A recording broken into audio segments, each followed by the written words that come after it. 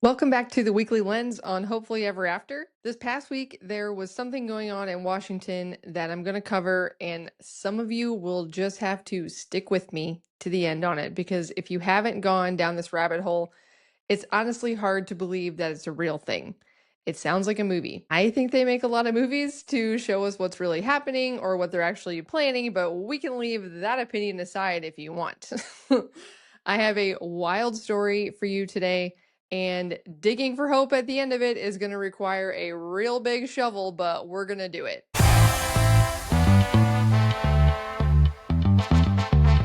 There was a House committee meeting that should be headline news everywhere because it's a subject that hasn't been officially examined in about 50 years. Lots and lots of people have unofficially investigated it and reported on it independently. So it is widely understood by, quote, conspiracy theorists, which is great because honestly, where would we be without these heroes?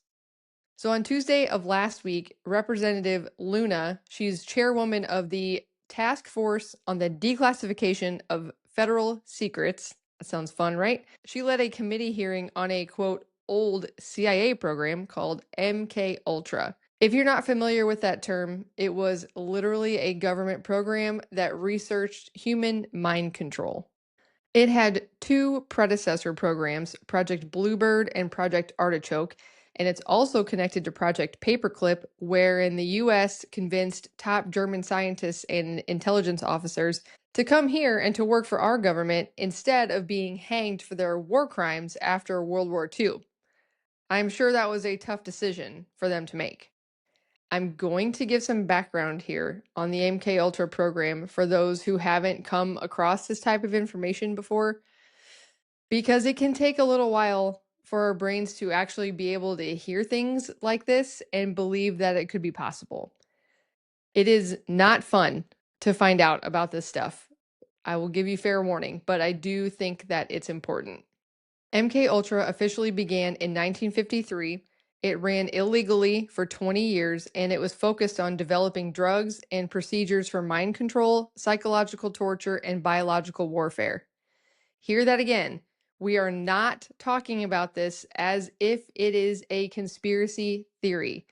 This secret, illegal government program run by a taxpayer-funded government agency spent 20 years experimenting on human beings, American and Canadian citizens, with mind-altering drugs. Mostly they were using LSD, but other biological agents, physical and psychological torture, and more. And very often they were experimenting on people who did not even know they were test subjects. The stories that have come out of this program are, I'm not exaggerating, they are objectively evil. Imagine erased minds that were never the same, horrible deaths, an incalculable wake of human suffering, degradation, and trauma. And it wasn't even like you needed to live in Washington, D.C. to be a test subject. They ran a clinic all the way in San Francisco in the 60s where they targeted hippies and recreational drug users. And they partnered with over 80 institutions that we know of across the fruited plains so that they could grab unsuspecting victims from every walk of life. These were institutions coast to coast, universities, hospitals, prisons, places like that. Their victims included mental patients, prisoners, drug addicts, prostitutes, people they described as not being able to fight back. But they also administered LSD to unsuspecting CIA employees. Frank Olson, he's probably the most famous one. There will be more on him later. They did it to military personnel and members of the general public to study their reactions. Keep in mind the time frame. This is the mid to late 1950s. We had just agreed to the Nuremberg Code after World War II ended, and the entire world was supposedly horrified at what had just happened in the Nazi concentration camps. Less than a decade later, this is what the US taxpayers are getting for their loyalty and patriotism during that war. There's enough information out there on MK Ultra. If you wanted to find out more, about what happened to the people who were victims of it. Um, it's not good. It won't be fun to find it out, but you can if you want. A lot of people will try to treat it the way that they treat other conspiracy theory topics. But the reason that we actually know about this program is because there were 7 boxes of documents from the CIA that were misfiled in some government financial building. So they survived the attempt of the CIA to destroy all the evidence of this program in 1973. They were discovered in 1977 during a FOIA request where an archivist was just complying with that information request for someone in the public. And they found these boxes, and then all of these documents that we have were revealed in a Senate hearing that year. But that's all we have on it, so that's all we know. So back to Dr. Frank Olson for a minute. His story was one of the first that I remember hearing about connected to this program. And I just remember realizing that if our government would dose one of their own people with a drug like LSD without their consent, um, he was a husband and a father of 3. He also was an Army chemical warfare researcher, so I don't know the extent of his work in that area, but he still did not know that he was participating in this experiment at the time.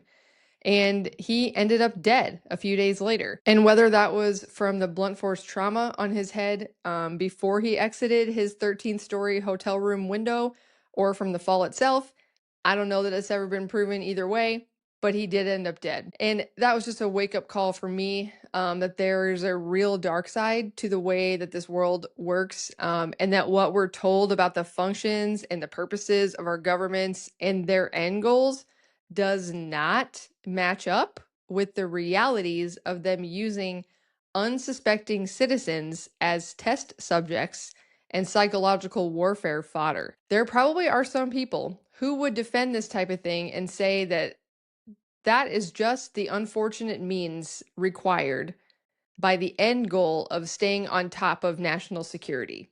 Like Russia and China have, these psychological warfare techniques, and we have to keep up with them.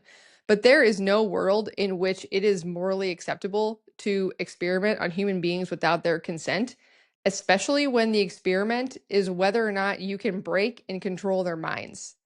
God designed our minds with mechanisms for protecting us when bad things happen to us. That is why memories can be repressed and why people can dissociate when the trauma is just too much for a person to take. But just like every other facet of human weakness that's meant to be used for something good, these mechanisms have been exploited by others to use and destroy people. These types of experiments are used to drug and traumatize human beings into brokenness.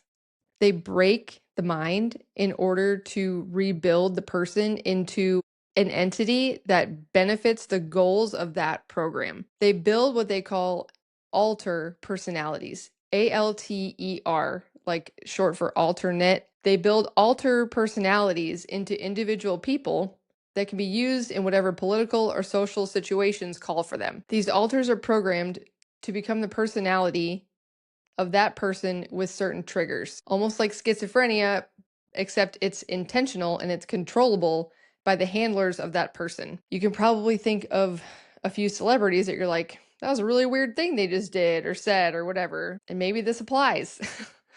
So they can then insert these people, these transformed people, into positions where having the ability to manipulate their behavior is beneficial to the government or to whatever powerful entity owns these people. Additionally, without me having the time or the extensive knowledge to get into this next part, I have heard that there's also a big element of occultism that's part of this process.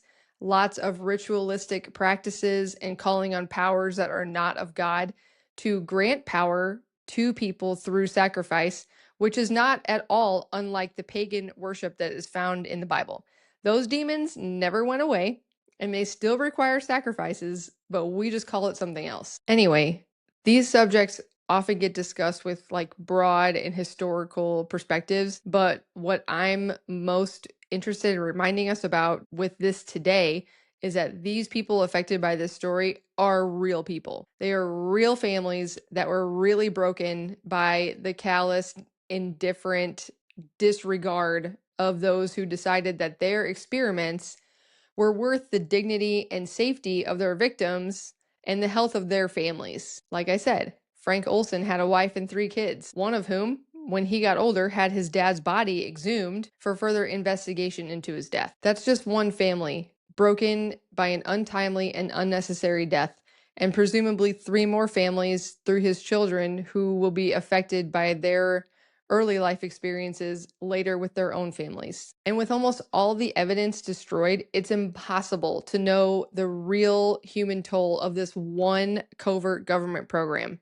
But how many more experiments on unwitting human populations do we know about? I'll give you a few. Operation Sea Spray, the Tuskegee experiment, Anthony Fauci's experiments on kids in foster homes, multiple operations which involve testing biological and radioactive substances in and on babies, pregnant women, children, kids who were mentally disabled. Just look up unethical human experiments in America.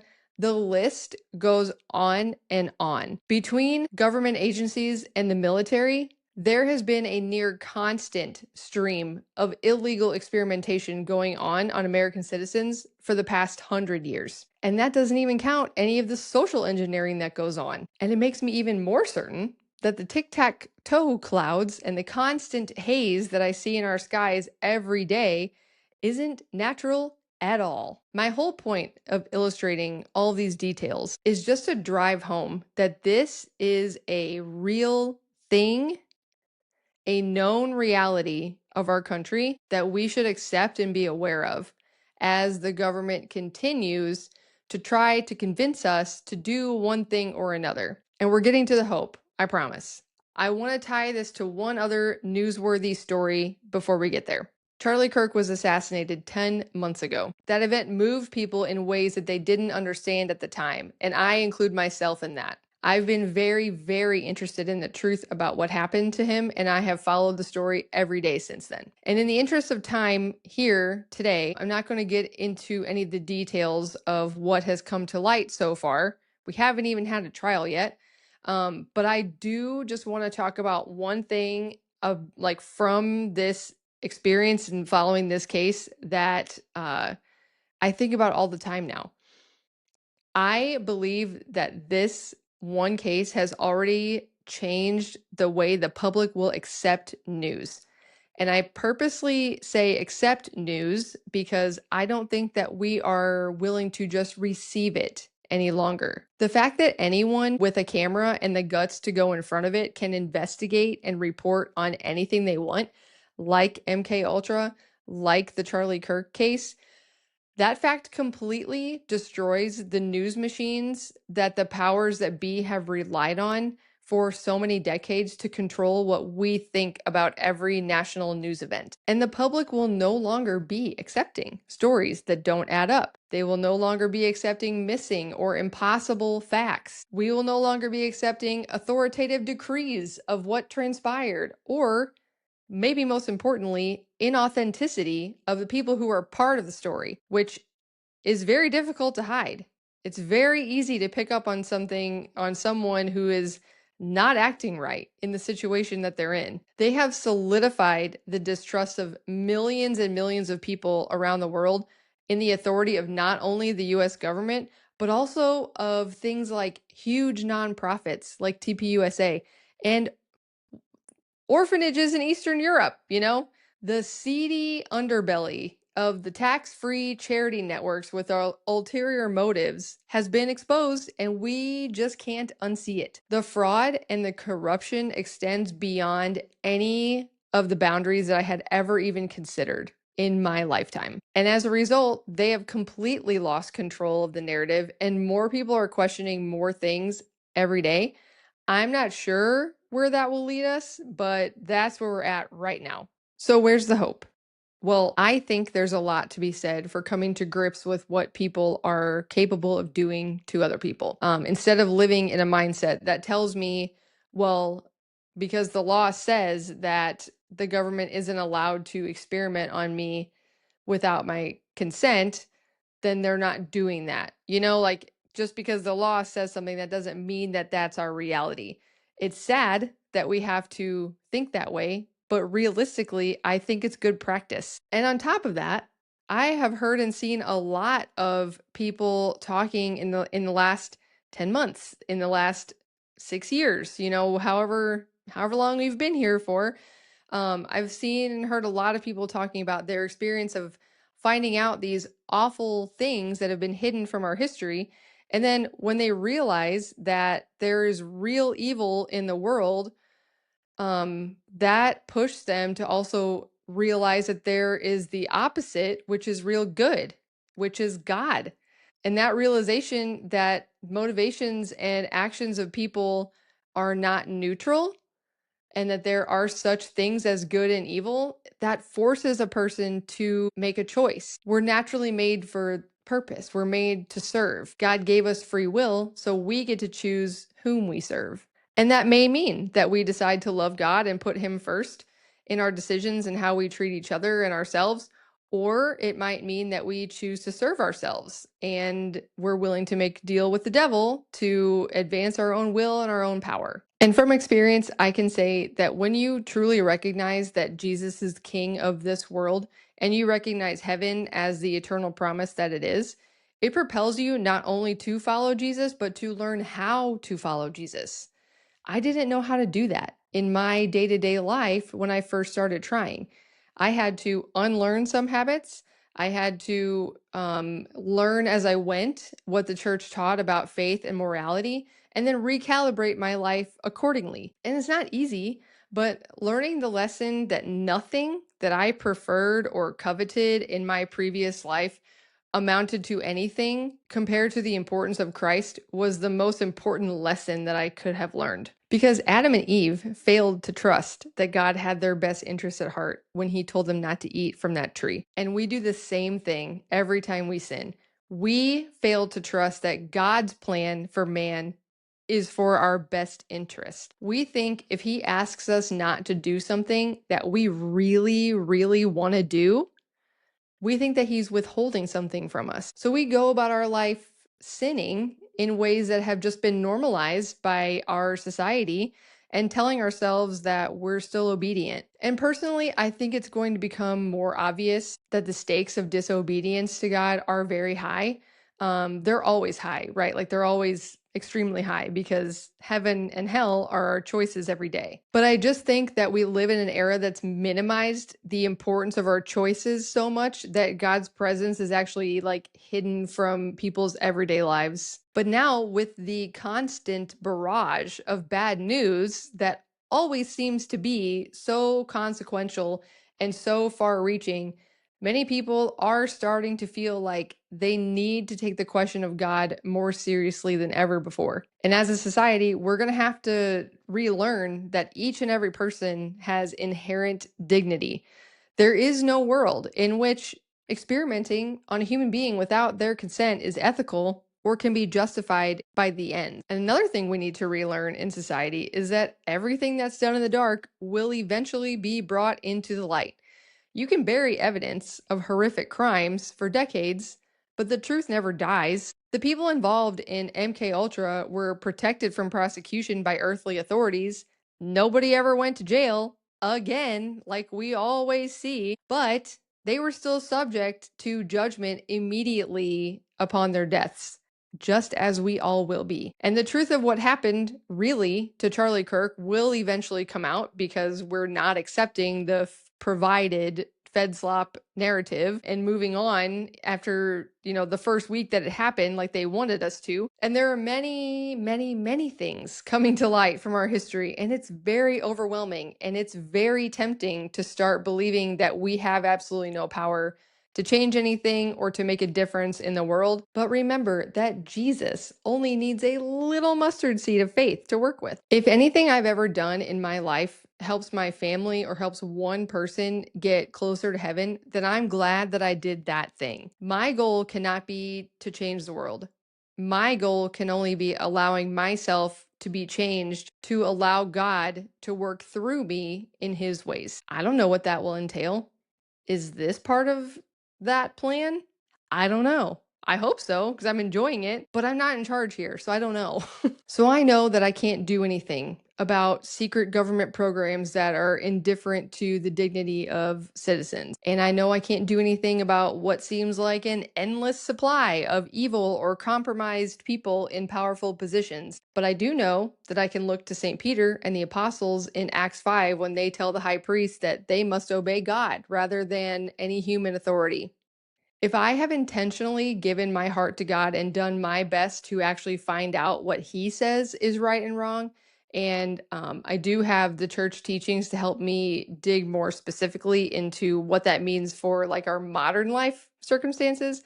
If I've done those things, then I can recognize when I can and can't trust the people in charge to have my best interests at heart. I can see through the propaganda and the lies to the heart of the agenda that's at work. And if what they want from me doesn't align with what I know about my dignity and goodness from God, then I can know not to acquiesce. I know what's worth protecting.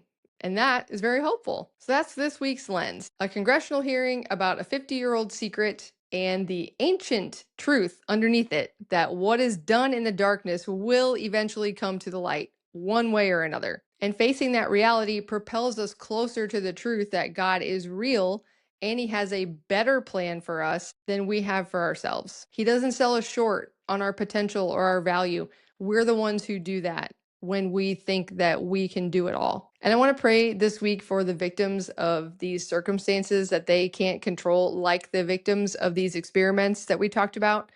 It seems like it's a large population of people who are forgotten by others, both in life and in death, and they're worth as much to God as you and I are. If this episode was helpful, share it with someone this week. If you liked it, please remember to give it the thumbs up and remember to subscribe because I'm told that it helps. Next week, I may have a very short episode or none at all. I'm not sure. I'm heading to summer camp with some awesome teenagers for the week, and I'm going to be spending a lot of time unplugged and living as we were meant to live, focused on our relationships with God and with other people. When I can, I'll come back with some new stories and see how they measure up to the hopefully ever after worldview.